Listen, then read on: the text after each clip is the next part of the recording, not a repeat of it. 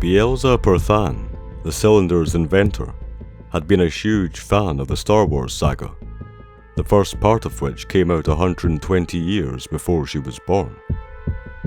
And while the effect of her creation's novel process was not nearly as visually dramatic as carbonite freezing, its efficacy was comparable.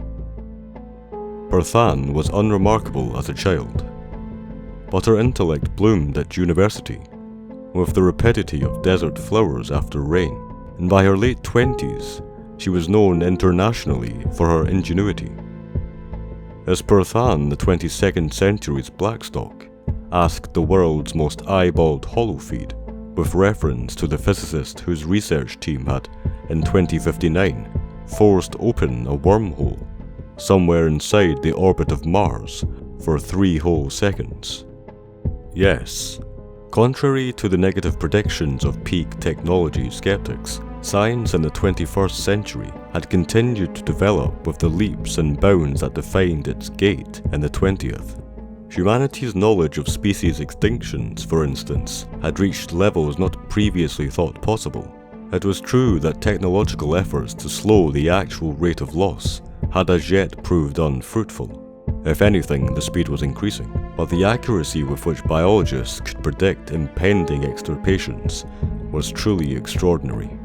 The work that underpinned their data-hungry models, including some major advances in DNA-based inventories, had already yielded 3 separate Nobel Prizes. Like most of history's great innovators, Perthan was able to dovetail her own discoveries with the emerging work of other disciplines. Thus, when, in 2134, she patented the life suspender, a self-powered titanium-glass cylinder with the length of an adult's forearm and the diameter of a digital artifact known as the compact disc, the models used by extinction ecologists were at the front of her unparalleled mind.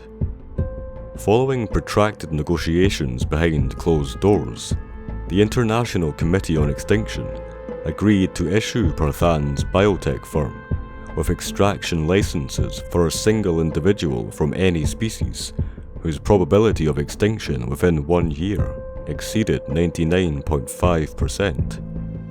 It came as a relief to them, after decades spent shutting down captivity-based preservation programs in zoos because of economic futility.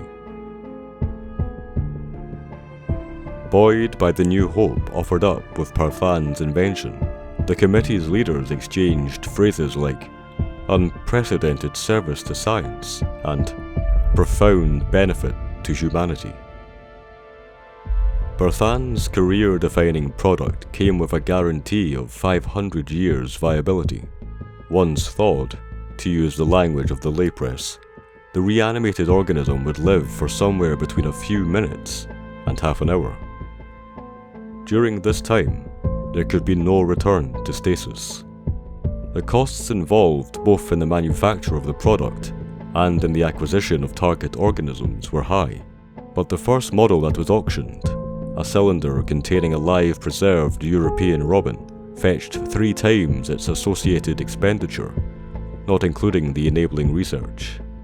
Similarly high prices were achieved by the sales of an American pine squirrel and a greater stag beetle. It soon became apparent, however, that the real value of the life suspenders lay in their rarity. The marketplace, it turned out, could only sustain 8 in total. To create and release a 9th would probably, for the time being at least, tip the value below the necessary outlay. At present, then, there are capsules on the mantelpieces in the homes of an octet of the world's richest people, holding in suspended animation the last few minutes of life of 8 species. As with ancient whiskey, destined never to be drunk, it seems unlikely that any of the owners will enter their pin to release the stasis. But the fact that they could is what makes these possessions so captivating.